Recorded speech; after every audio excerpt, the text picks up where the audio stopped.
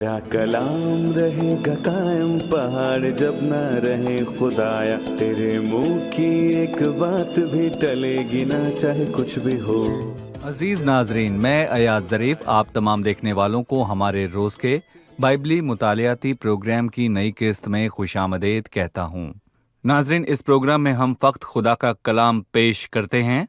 खुदा का कलाम जो जिंदा और मौसर कलाम है, जो किसी भी दो धारी तलवार से ज़्यादा तेज़ है। हमारी रोया, हमारा मकसद, हमारी उम्मीद और हमारी कोशिश इस ज़िंदगी में फ़क्त खुदा के कलाम को सबों के वास्ते पेश करना है। और जब खुदा का कलाम दिलों और घरों तक पहुंचता है तो सबों को रोशन करता है। तेरा कलाम मेरे कदमों के लिए चिराग और मेरी राह के लिए रोशनी है। अभी हम यूना की किताब का मुताला कर रहे हैं, जो अंबिया असगर की लिखी किताबों में से एक है, और हम इसके तीसरे बाब पर पहुंच चुके हैं। और आज की किस्त में हम खुदा के फजल से 5वीं आयत से लेकर बाब के आखिर तक मुताला करेंगे। ये बाब यूना नबी के मुनादी के वसीले से नैनवा के लोगों की तौबा करने के हवाले से है। प्रोग्राम का आगाज करने से पहले मैं स्टूडियो में आए खुदा के खादिम डॉक्टर हलीम का खैर मकदम करना चाहूँगा। खुश आमदेद डॉक्टर हलीम। बहुत शुक्रिया भाई। और स्टूडियो में आए दीगर मेहमानों को भी खुश आमदेद। डॉक्टर हलीम, अभी मैं 5वीं आयत से बाब के आखिर तक पढ़ना चाहूँगा, उसके बाद आपसे सवाल करूँगा। तब नैनवा के बाशिंदों ने खुदा पर ईमान लाकर रोज़ा की मुनादी की और अदना और आला सब ने टाट ओढ़ा। और ये खबर नैनवा के बादशाह को पहुंची और वो अपने तख्त पर से उठा और बादशाही लिबास को उतार डाला और टाट ओढ़कर राख पर बैठ गया। और बादशाह और उसके अरकान दौलत के फरमान से नैनवा में ये ऐलान किया गया और इस बात की मुनादी हुई कि कोई इंसान या हैवान गल्ला या रमा कुछ ना चखे और ना खाए पिए, बल्कि इंसान और हैवान टाट से मुलब्बस हों और खुदा के हजूर गिरियाज़ारी करें, बल्कि हर शख्स अपनी बुरी रविश और अपने हाथ के जुल्म से बाज आए। शायद खुदा रहम करे और अपना इरादा बदले और अपने कहरे शदीद से बाज आए और हम हलाक ना हों। जब खुदा ने उनकी ये हालत देखी कि वो अपनी बुरी रविश से बाज आए, तो वो उस अजाब से जो उसने उन पर नाजिल करने को कहा था बाज आया, उसे नाजिल ना किया। डॉक्टर हलीम, 5वीं आयत की शुरुआत यूं होती है कि वो ईमान लाए। तब नैनवा के बाशिंदों ने नैनवा पर ईमान लाकर, यूना के इन 5 छोटे अल्फाज के साथ मुनादी करने के बाद, और फिर लिखा है कि उन्होंने रोज़ा की मुनादी की और अदला और आला सब ने टाट ओढ़ा। आप ईमान और उसके रोज़ा रखने और टाट ओढ़ने के वसीले से इजहार के मुतल्लिक क्या कहेंगे? इंसान मुतासिर हुआ और दिली मलामत के सबब से उसे इस बात का अंदाजा हुआ कि उसका गुनाह कितना भयानक है और कैसे खुदा उस पर गजबनाक हुआ। उसके हुजूर उसका बर्ताव शर्मनाक बर्ताव है, यानी कि वो जिन्होंने गैर माबूदों की इबादत की, और ख़ास करके वो लोग जो अपने बच्चों को उन माबूदों के आगे गुजरानते हैं, उन्होंने अपनी उस बदी को जाना जिसमें वो लोग जी रहे थे। सो इससे उनके दिल में खुदा के पास लौटने का एहसास जागा। खुदा के पास सादा दिली और शिकस्ता दिली और हलीमी और आजिज़ी के साथ लौटने का। सही। मैं सोचता हूं कि ईमान दिल के अंदर एक इलाही काम है। और जैसे कि एक बिशारती इज्तिमा में मेरी मुलाकात एक शख्स से हुई जिसने कहा, मैंने एक फ़ैसला किया कि आज एक खादिम को सुना और अपनी ज़िंदगी मैंने मसीह को दे दी। पर मीटिंग से निकलते ही उसकी ज़िंदगी वैसे ही थी, यानी पहले जैसी, और उसके बर्ताव में भी कुछ तब्दीली ना आई। उसने अपने गुनाहों पर कोई पछतावा ना किया, ना कोई तब्दीली थी, कुछ भी नहीं था। वो जुबानी दावा था कि मैंने मसीह को कबूल किया। क्या ऐसा ईमान काबिल एतमाद है? बिल्कुल नहीं, बल्कि खुदावंद यीशु ने हकीकी मसीही ईमानदार की हदूद मुकर्रर की। ना सिर्फ पालूस और पतरस ने ऐसा किया, बल्कि खुदावंद ने खुद ऐसा किया। जबकि बाइबल में लिखा है कि खुदावंद यीशु ने अपने बड़े बड़े कामों और मौजज़ात को उन मुकामात पर किया जहां वो रहता था, जैसे गलील और कफरनहूम और नासरत। और फिर वो उस वक्त उन शहरों को मुलामत करने लगा जिसमें उसके मौजज़ात अक्सर जाहिर हुआ करते थे, क्योंकि उन्होंने तौबा ना की थी। सो उसने वो मौजज़ात इसलिए किए ताकि उनके दिलों को अपनी तरफ फेर लाए, ताकि उन्हें मालूम हो कि खुदा ने उसे निजात के लिए मुकर्रर किया है और वही है जिसे खुदावंद ने अदालत के लिए चुना है। लेकिन वो ईमान ना लाए और मौजज़ात भी उनके दिलों को ना बदल पाए। और एक और जुमला, यानी कि यहूदिया और यरूशलेम में वो कहता है, गरचे उसने उनके सामने मौजज़ात दिखाए तो भी वो उस पर ईमान ना लाए। ना तो इन लोगों ने तौबा की, ना ही ईमान लाए। और खुदावंद यीशु मरकज़ की किताब के पहले बाब की 14वीं और 15वीं आयत में मुनादी करते हुए कहते हैं कि तौबा करो और वो ईमान खुशखबरी लाए। पर ईमान लाओ। सो कुछ है जो तौबा कहलाता है और कुछ है जो ईमान कहलाता सही। है। ईमान बगैर तौबा के कुछ नहीं होता और तौबा ईमान के बगैर नहीं होती। जी। सो ये दोनों ही अहम हैं। पर हम कैसे जान सकते हैं कि किसी का ईमान सच्चा है या नहीं? जैसा कि हमने कहा कि लोगों की जिंदगियां तब्दील नहीं होती, तो फिर हम इसकी पहचान कैसे कर सकते हैं? और खुदा का दिल के अंदर ना दिखाई देने वाला काम बैरूनी बातों के वसीले से जाहिर होना चाहिए। इसी तरह तमाम रोशनी आदमियों के सामने चमके, ताकि वो तुम्हारे नेक कामों को देखकर तुम्हारे बाप की जो आसमान पर है तमजीद करें, और तू अपना ईमान बगैर अमाल के मुझे दिखा और मैं अपना ईमान अमाल से तुझे दिखाऊंगा। जब मसीह आता है तो जिंदगी में तब्दीली आती है। सो अगर वो जिंदगी को तब्दील ना करे तो इसका मतलब वो जिंदगी में दाखिल नहीं हुआ, यानी कि हकीकी ईमान वो ईमान है जिसमें तौबा है, या फिर गुनाह की राह को मुकम्मल तौर पर तर्क कर देना और पूरे दिल से लौट आना और मसीह पर और उसके कामों पर ईमान लाना, जो कि अजीम हस्ती है और हमारा भला बाप है। ईमान एक इलाही काम है जो दिल के अंदर होता है, जिसका इजहार तौबा के वसीले से होता है, जो रूह को कायल करती है। उन पुरानी रविशों से मुंह मोड़ लूं जिन पर मैं चलता था और खुदा की राह पर चलने के लिए कायल हूं और उसी से मत चलूं, यही तौबा है। और बदकिरदार अपने ख्यालों और वो खुदावंद की तरफ फिरे और खुदावंद उस पर रहम करेगा। ठीक है, लिखा है, तब नैनवा के बाशिंदों ने खुदा पर ईमान लाकर रोजा की मुनादी की और अदना और आला सब ने टाट ओढ़ा। इसका मतलब है पूरा शहर, यानी कि पूरा शहर ही खुदा पर ईमान लाया, और ऐसा नैनवा शहर में हुआ। लेकिन जैसा कि आज हम सुनते हैं कि कुछ लोग किसी मुल्क के लिए दुआ करते हैं कि वो खुदावंद को जाने और चाहते हैं कि पूरा मुल्क खुदावंद को जान ले, और बाइबल से ऐसी मिसालों पर एतमाद करते हैं। क्या कोई वाज़े बाइबली तालीम है जो ये बताती है कि खुदावंद यीशु मसीह आएगा और मुल्क तब्दील होंगे और वो खुदावंद की तरफ लौटेंगे? मुझे उम्मीद है, लेकिन बाइबल में ऐसा कुछ नहीं है। तकवीमी तौबा और पूरी कौम के ईमान लाने का ये मामला कुछ खास है कि एक पूरा शहर खुदावंद के पास लौट आए। लेकिन आज नए अहदनामे में एक मुल्क नहीं, बल्कि ये है कि जो कोई उस पर ईमान लाता है हलाक ना होगा। वो हलाक ना जी होगा। हाँ, यानी ये कोई इनफरादी मामला नहीं। खुदा की मोहब्बत सबके वास्ते है, क्योंकि उसने दुनिया से ऐसी मोहब्बत रखी कि अपना इकलौता बेटा बख्श दिया।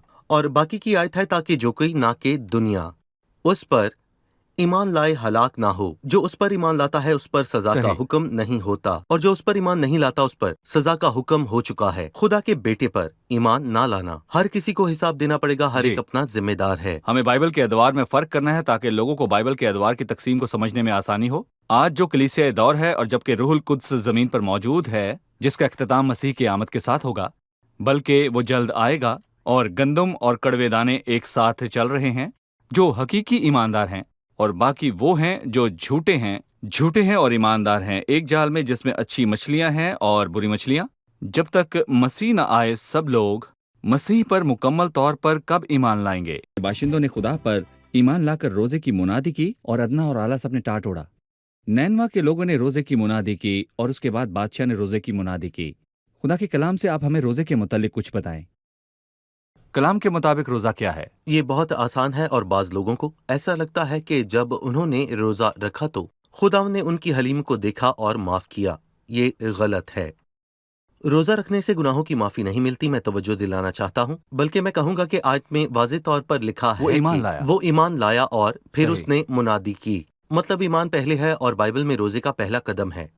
ईमान पहले होना लाजमी है, लेकिन इससे गुनाहों की माफी नहीं मिलती। माफी की खातिर हमें रोजा रखना चाहिए? नहीं।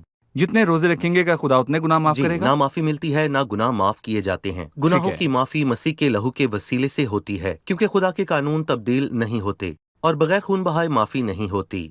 सो गुनाहों की माफी का दारोमदार मसीह की सलीबी काम पर है, जो काफी है। पर पुराने अहदनामे में इसका दारोमदार कुर्बानी पर था, जो कुर्बानी जाती और खून बहता। खुदा का कानून है कि हमारी जानों का कफारा खून से अदा किया जाए, और इससे तुम्हारी जानों का कफारा हो। सो रोजे से गुनाहों की माफी नहीं है, बल्कि रोजा रखने के लायक कौन है, ये एक सवाल है। कौन रोजा रख सकता है? अगर शरीर रोजा रखें तो हम कह सकते हैं कि ये मकरूह बात है। उसका दुआ करना, इबादत करना बेफायदा के साथ ईद की बर्दाश्त नहीं। खुदा ना शरीरों के रोजे चाहता है, ना ही उनकी दुआ। खुदा उनका दिल चाहता है, और उनकी दिली तौबा चाहता है کہ وہ خداوند کے حضور لوٹ آئیں۔ بطور ایماندار ہم روزہ رکھ سکتے ہیں، اور خداوند نے کہا کہ جب تو روزہ رکھے، یعنی آپ کبھی بھی روزہ رکھ سکتے ہیں۔ لفظ جب سے مراد وقت ہے، اور اس کا کوئی مخصوص وقت یا پھر کوئی دن نہیں ہے، یا کوئی خاص عرصہ یا کوئی ایام نہیں ہے جو بائبل میں دی گئے ہوں، بلکہ وہ کہتا ہے کہ جب تو روزہ رکھے۔ پہلی بات، روزہ ایمانداروں کے لیے ہے۔ دوسری بات کہ روزے کا کوئی خاص وقت نہیں ہے۔ اور تیسری بات، اپنے سر پر تیل ڈال اور منہ دھو، تاکہ آدمی نہیں بلکہ تیرا باپ جو پوشیدگی میں ہے تجھے روزہ دار جانے۔ یہ خدا اور میرے درمیان ایک پوشیدہ تعلق ہے۔ یہ نہیں کہ چلا کر اپنے دوستوں سے کہا جائے کہ آج میرا روزہ ہے۔ چوتھی بات کہ روزے میں کھانے پینے سے پرہیز کیا جائے، جیسا کہ ہم اس باب میں پڑھتے ہیں۔ ٹھیک ہے، لیکن اگر میں پیتا ہوں اور کہتا ہوں کہ میرا روزہ ہے، تو پھر میرا روزہ کس بات کا ہے؟ یا پھر میں کھاتا ہوں اور کہتا ہوں کہ میرا روزہ ہے، تو روزہ کس بات کا ہے؟ آپ کو ہر طرح کے کھانے پینے سے پرہیز کرنا چاہیے۔ روزے کا مطلب پرہیز ہے۔ پانچویں بات، اور 5ویں نمبر پر جانے سے پہلے کچھ وضاحت درکار ہے۔ دانیل کی دفعہ جب اس نے دال کھائی، وہ روزہ نہیں وہ تھا، روزہ وہ بادشاہ نہیں کے تھا، کھانے سے بلکہ پرہیز آزمائش کرنا تھی۔ تھا۔ جی، وہ خاص طرح کے کھانے سے پرہیز تھا جو شریعت کے مطابق تھا، اس کے خلاف وہ تھا۔ آزمائش تھی۔ یہاں تک کہ یونا جب مچھلی کے پیٹ میں تھا، اس نے خود روزہ نہیں رکھا۔ کیا اسے جی، کھانے اس کے یا پاس پینے کو کھانے کے کچھ لیے کوئی ملا؟ چیز بھی نہیں تھی۔ یہاں ہم سب چیزوں کو واضح کر رہے ہیں۔ بتائیے۔ جی ہاں، پانچویں بات، روزے میں مقصد لازمی ہے، اور بائبل مقدس میں بھی بغیر مقصد کے روزے کو نہیں رکھا گیا۔ مثلا جب آستر کے لوگوں نے روزہ رکھا تو وہ لوگ مارے جانے کو تھے، شریر حامان اور ان لوگوں کے ہاتھوں جنہیں اس نے اس کام کے لیے چنا تھا۔ داؤد نے دعا کی اور روزہ رکھا اپنے بیمار بیٹے کے لیے جسے خدا نے اسے دیا، لیکن جب لڑکا مر گیا تو داؤد نے کھانا مانگا۔ اس نے کہا میں اس کے پاس جاؤں گا، لیکن وہ میرے پاس لوٹنے کا نہیں۔ خدا نے روزہ رکھا کیونکہ وہ اپنے شاگردوں کا انتخاب کرنے والا تھا، اور اس لیے جب آپ بائبل میں اس کے متعلق پڑھتے ہیں تو روزے کا مقصد ہونا بہت ضروری ہے۔ میں روزہ رکھنے سے پہلے خود سے پوچھتا ہوں، کیا میں کسی بیمار کے لیے روزہ رکھ رہا ہوں؟ میں کسی الہی مقصد کے لیے روزہ رکھ سکتا ہوں، کسی مشکل کے لیے؟ اس لیے کہ میرے ملک کو روزہ رکھنے اور حلیم ہونے کی ضرورت ہے کہ خداوند رحم اور شفقت فرمائے، بجائے اس کے کہ ہلاکت اور بربادی آئے۔ روزہ رکھنا ایک فرد کا خداوند کے ساتھ تعلق ہے، اور میں لوگوں پر ظاہر نہ کروں کہ میں روزے میں ہوں، لیکن کبھی کچھ خاص موقع بھی ہوتے ہیں۔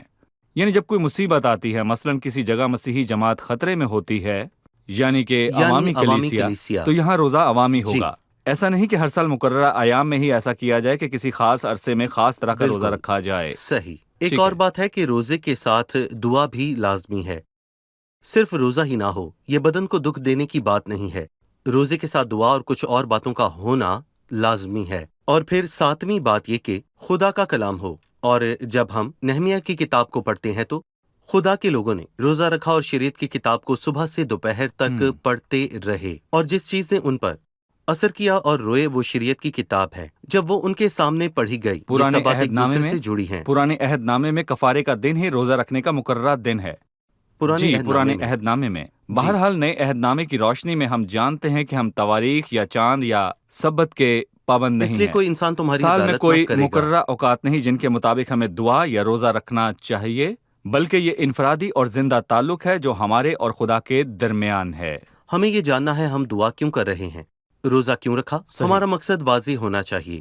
میں چاہوں گا کہ آپ شاہ نینوا کے متعلق ہمیں کچھ بتائیں۔ نینوا کے تمام باشندے ایمان لائے اور ان سب نے ٹاٹ اوڑھ کر روزہ رکھنے کا فیصلہ کیا، لیکن یہ خبر نینوا کے بادشاہ کو پہنچی اور وہ اپنے تخت پر سے اٹھا اور بادشاہی لباس کو اتار ڈالا اور ٹاٹ اوڑھ کر راکھ پر بیٹھ گیا، اور بادشاہ اور اس کے ارکان دولت کے فرمان سے نینوا میں یہ اعلان کیا گیا اور اس بات کی منادی ہوئی، اور شاہ نینوا نے حکم دیا کہ کوئی حیوان بھی غلہ یا اناج نہ کھائے۔ میں چاہتا ہوں کہ بادشاہ کے اس برتاؤ سے وہ سب لوگ کچھ سیکھیں جن کے پاس آج یہ اختیار ہے کہ وہ توبہ کرے اور لوگوں کے لیے نمونہ بنے۔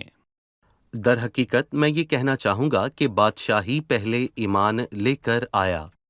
اس نے توبہ کی، روزہ رکھا، اور حیران کن طور پر لوگ پہلے ایمان لائے اور پھر روزہ رکھا اور خداوند کے چہرے کے طالب ہوئے، اور بادشاہ جانتا تھا، وہ اس پر غضبناک ہو سکتا تھا اور وہ کہہ سکتا تھا تم میری اجازت کے بنا یہ سب کر رہے ہو۔ اور جیسا کہ آپ جانتے ہیں، ایسا کہا جاتا ہے کہ ان کا تخت بولتا ہے کیونکہ وہ صاحب اختیار ہیں۔ در حقیقت قدیم تہذیبوں میں بھلے وہ مصری ہوں یا اسوری ہوں یا پھر بابلی ہوں، بادشاہوں کو معبود مانا جاتا تھا۔ جی، اس بات کا امکان تھا کہ وہ لوگوں پر غضبناک ہو اور ان کے قتل کا حکم دے جنہوں نے اس کے مطابق اس بدعت کا ارتکاب کیا۔ پر مجھے اس بادشاہ کی حلیمی پسند آئی۔ وہ ایک اچھا انسان تھا۔ وہ نہ صرف لوگوں کے اس کام میں ان کے ساتھ شریک ہوا بلکہ اس نے خود کو مجرم جانا اور باقیوں کی طرح اپنے لوگوں کا احساس کیا، اور اس نے خود کو لوگوں سے الگ نہ جانا، اور اس سے قطع نظر کہ وہ بادشاہ یا رہنما ہے، وہ اپنے تخت سے نیچے اتر آیا اور خود کو حلیم کیا اور لوگوں کے ساتھ مل کر توبہ کی اور خداوند کے پاس واپس لوٹ آیا۔ اور مجھے امید ہے کہ حکومتی مختاروں نے بھی ایسا کیا۔ مجھے وکٹوریا یاد ہے جو انگلینڈ کی عظیم ملکہ تھی کہ جس دن اس کی تاج پوشی تھی، جب وہ ملکہ بنی، اس نے اپنے شاہی تاج کو لیا اور اس نے کہا کہ اس تاج کو مسیح کے قدموں میں رکھا جائے جو حقیقی بادشاہ ہے، اور پھر ایک خوبصورت گیت گایا، شاہی تاج کو سامنے لاؤ اور اسے پہناؤ جو سب کا خداوند ہے۔ کہا جاتا ہے کہ ملکہ وکٹوریا کے دور سلطنت میں کہ انگلینڈ کی جو سلطنت تھی وہ عظیم بنی، جہاں سورج کبھی غروب نہیں ہوتا۔ سو کسی بھی ملک کی عظمت کا دار و مدار اس کے حکمران پر ہوتا ہے کہ وہ خدا کا خوف رکھتا ہے اور اس کے قوانین خدا کے کلام کے مطابق ہیں۔ یورپ بہت عظیم تھا جب وہاں بائبل مقدس کی پیروی کی جاتی تھی، اور امریکہ بھی اخلاقی طور پر عظیم تھا جبکہ وہاں بھی بائبل پر عمل کیا جاتا تھا، لیکن لوگ انجیل کی روشنی سے دور ہو گئے، سو وہ تاریکی میں داخل ہوئے۔ خدا نے خود دانا سلیمان سے کلام کیا جب اس نے ہیکل کا افتتاح کیا۔ سلیمان نے وہ مشہور و معروف دعا کی، اور تب خدا نے اس کی دعا کا جواب دیا، تب اگر میرے لوگ جو میرے نام سے کہلاتے ہیں، اگر میں آسمان کو بلند کر دوں کہ بارش نہ ہو، یا ٹڈیوں کو حکم دوں کہ ملک کو اجاڑ دیں، یا اپنے لوگوں کے درمیان وبا بھیجوں، اور میرے لوگ خاکسار بنے، تب میرے لوگ خاکسار بن کر دعا کریں اور میرے دیدار کے طالب ہوں اور اپنی بری راہوں سے پھریں، تو میں آسمان پر سے سن کے ان کا گناہ معاف کروں گا۔ سو یہ خوبصورت بات ہے کہ ایک صدر اپنے اراکین کے سامنے اپنے جرم کو مانے اور اپنے آپ کو حلیم کرے اور خدا کو رنجیدہ کرنے والی باتوں کا اعتراف کرے، تاکہ دلی اور سچے ایمان کے ساتھ توبہ کی جائے، جس کے نتیجے میں ملک اور لوگ بحال صحیح۔ ہوتے ہیں۔ ایسا کرنے والی قوم مبارک ہے۔ کتاب کے 23ویں باب کی 19ویں آیت میں پڑھتے ہیں کہ خدا انسان نہیں کہ جھوٹ بولے، اور نہ آدم زاد ہے کہ اپنا ارادہ بدلے۔ اور یہاں یونا کی کتاب میں ہم پڑھتے ہیں کہ خدا اس عذاب سے جو وہ ان پر نازل کرنے کو تھا باز آیا، اور اس نے ان پر نازل نہ کیا۔ کیا خدا پچھتاتا ہے؟ کیا خدا پچھتاتا ہے؟ یہ سوال بہت سے سوالوں میں سے ایک ہے جس سے لوگوں کے درمیان بہت الجھن ہے۔ یہاں پہلی بار خدا کے پچھتانے کا ذکر نہیں کیا جا رہا، بلکہ خدا کا ذکر پہلے بھی کئی جگہوں پر ہوا۔ کہا گیا کہ خدا انسان کی مانند کیسے ہو سکتا ہے جو کچھ کرتا ہے اور پھر بعد میں پچھتاتا ہے، اور رنج، پچھتاوا اور افسوس جو خدا کے دل میں ہے وہ انسان کے پچھتاوے جیسا نہیں ہے، بلکہ میں یوں کہوں گا کہ ہمیں خدا کے پچھتاوے اور انسانوں کے پچھتاوے کو ملانا نہیں چاہیے، کیونکہ انسان کے لیے بائبل کہتی ہے کہ وہ پچھتاتا ہے۔ انسان توبہ کرتا اور لوٹ آتا ہے، یعنی کہ آپ نے غلط غلط راہ ہے۔ لی اور آپ کو معلوم ہوا کہ یہ غلط ہے۔ ملامتی احساس جرم ہے، سو آپ صحیح راہ پر لوٹ آئے۔ جبکہ ہمیں اپنے کیے پر ہمارے دل کے اندر پچھتاوا ہوتا ہے، ہم پچھتاتے ہیں، اور یہی سچ ہے۔ بطور اور انسان ہم اپنی ناسمجھی اور مستقبل کو لے کر پچھتاتے ہیں کیونکہ ہم نہیں جانتے کہ اس میں کیا ہے۔ بعد ازاں معلوم ہوا کہ ہم غلط تھے، لیکن خدا مستقبل کو جانتا ہے اور اس کے ہونے سے پہلے اس سے واقف ہے۔ بالکل صحیح، لیکن خدا کے لیے یہ کچھ غلط کرنے اور بعد میں پچھتانے کے حوالے سے بالکل نہیں ہے، بلکہ اس نے انسانی بدعت اور اس کے برے کاموں کے نتیجے میں کچھ کہا۔ یہ بات اس صورت میں بدل بھی سکتی ہے کہ انسان خود کو درست کر لے اور خداوند کی طرف واپس لوٹ آئے، پھر خدا اپنے فیصلے کو بدل دے اور انسان کی بھلائی کی خاطر فیصلہ کرے۔ ٹھیک ہے، تو خدا انسان نہیں کہ جھوٹ بولے، یعنی خدا انسان کی مانند نہیں جسے معلوم ہو کہ اس کا فیصلہ غلط تھا اور بعد ازاں پچھتائے۔ خدا صحیح۔ کبھی غلط فیصلہ نہیں کرتا، کبھی نہیں۔ جب خدا نے دیکھا جو کچھ انہوں نے کیا کہ وہ کس طور پر اپنی بری روشوں سے باز آئے، تو خدا اس عذاب سے جو اس نے ان پر نازل کرنے کو کہا تھا باز آیا اور اسے نازل نہ کیا۔ قسط کے آخر میں چاہوں گا کہ آپ اس پر تبصرہ کیجیے۔ خدا کا دل اور خدا کی محبت جو آج بھی ہر انسان کے واسطے کشادہ ہے، چاہے اس نے جیسا بھی گناہ کیا ہو۔ آپ اس کے بارے میں کیا کہیں گے؟ خدا کا دل محبت سے بھرا ہے، یا ہم خدا میں ساری محبت کو پا لیتے ہیں کیونکہ خدا کی فطرت محبت ہے۔ جو شخص محبت کرتا ہے بھلے ہی اسے دوسروں سے نفرت ملے، جبکہ خدا بدی سے نفرت کرتا ہے، جو کہ میں کہوں گا کہ اس کی فطرت کے مطابق نہیں ہے۔ خدا گناہ سے محبت نہیں کرتا، بلکہ خدا گناہ سے نفرت کرتا ہے، کیونکہ یہ اس کی پاکیزگی کے خلاف ہے، لیکن اس کا دل انسان کے لیے جو اس کی مخلوق ہے، جس میں اس کی خوشنودی ہے، اور میری خوشنودی بنی آدم کی صحبت سے تھی، اس کا دل محبت سے بھرا ہے کیونکہ وہ کسی کی ہلاکت نہیں چاہتا بلکہ یہ چاہتا ہے کہ سب کی توبہ تک نوبت پہنچے۔ خدا کا دل محبت سے بھرا ہے، اس لیے اس نے اپنی سب سے پیاری چیز قربان کر دی، یعنی اس کا اکلوتا بیٹا جو باپ کی گود میں ہے، جس نے اسے ظاہر کیا کہ اس نے اپنا اکلوتا بیٹا صلیب پر بخش دیا، جس نے اپنے بیٹے ہی کو دریغ نہ کیا بلکہ ہم سب کی خاطر اس کو حوالہ کر دیا۔ سو اس سے زیادہ کوئی شخص بھی محبت نہیں کرتا کہ اپنی جان اپنے دوستوں کے لیے قربان کر دے۔ یہ صرف خدا کا دل ہے جو محبت سے بھرا ہے۔ بائبل مقدس کہتی ہے کہ ایک گناہ گار فقط ایک گناہ گار کے توبہ کرنے اور خدا ان کے پاس لوٹنے سے آسمان پر بڑی خوشی ہوتی ہے۔ تو جب سارے شہر نے توبہ کی، جہاں لاکھوں لوگ اکٹھے خدا کے پاس لوٹے، تو آسمان پر بڑا جشن ہوا ہوگا۔ یقیناً آسمان پر جشن اور زمین پر ماتم اس نبی کی طرف سے جو لوگوں کو بتانے گیا کہ 40 روز کے بعد نینوا برباد کیا جائے گا۔ اگلی قسط میں خداوند نے چاہا تو ہم یونا کے رد عمل پر غور کریں گے، جبکہ خداوند نے نینوا کے لوگوں پر رحم کیا۔ آپ کا بہت شکریہ خدا آپ ڈاکٹر کو حلیم، برکت دے۔ خداوند آپ سب کو برکت دے۔ عزیز ناظرین، خدا آپ کو توبہ کرنے اور ایمان لانے کی دعوت دیتا ہے، اور توبہ کے ساتھ ایمان کا ہونا لازمی ہے۔ ایمان ایک الہی اور نہ دکھائی دینے والا دلی کام ہے، جس کے متعلق خدا کی باتوں کا یقین کیا جاتا ہے۔ جب خدا اپنے متعلق کہتا ہے کہ وہ پاک ہے، اور جبکہ وہ کہتا ہے کہ ہم گناہ گار ہیں، ہم خدا پر یقین کرتے ہیں اور اعتراف کرتے ہیں کہ خدا واقعی پاک ہے اور ہم گناہ گار ہیں، لیکن توبہ کے ساتھ ایمان کا ہونا لازمی ہے۔ توبہ سے مراد ہم نے آپ اپنی عدالت کی، میرا مطلب گویا ہم خدا ان کے سامنے کھڑے ہوتے اور خدا ان سے کہتے ہیں کہ خدا مجھ گناہ گار پر رحم فرما۔ سو ہمیں اپنی عدالت آپ کرنی ہے اور اپنے خلاف خدا کے ساتھ کھڑے ہونا ہے۔ یہی توبہ ہے۔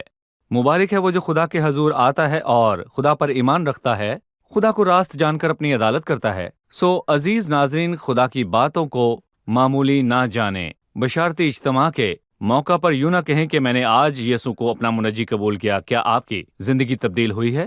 گناہوں کو ترک کیا ہے؟ کیا آپ کی سابقہ زندگی اور موجودہ زندگی میں کوئی فرق ہے؟ کیا آپ کی زندگی میں گناہ سے نفرت ہے؟ کیا آپ بدی سے نفرت کرتے ہیں؟ اگر دانش مند ہیں تو توبہ کریں اور آج ہی یسوع کو قبول کریں۔ آنے والی قسط میں پھر ملاقات ہوگی۔ خداوند آپ کے ساتھ۔ تیرا کلام رہے گا قائم، پہاڑ جب نہ رہے خدایا، تیرے منہ کی ایک بات بھی ٹلے گی نہ، چاہے کچھ بھی ہو۔